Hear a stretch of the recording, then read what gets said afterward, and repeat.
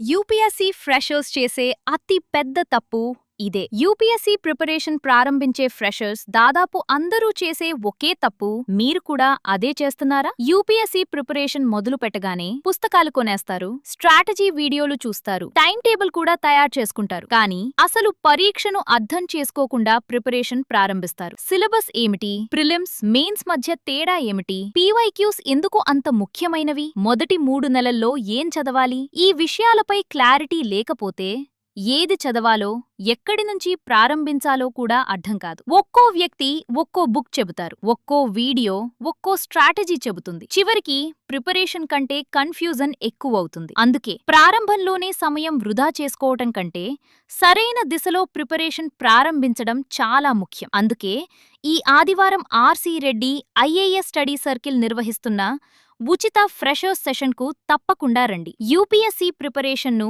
ఎలా ప్రారంభించాలి, ఏమీ చదవాలి, ఎలా ప్లాన్ చేసుకోవాలి, ప్రారంభంలో చేసే సాధారణ తప్పులను ఎలా నివారించాలి అనే విషయాలపై పూర్తి అవగాహన పొందండి. ఎందుకంటే సరైన ప్రారంభమే విజయవంతమైన యూపీఎస్సీ ప్రిపరేషన్కు మొదటి అడుగు.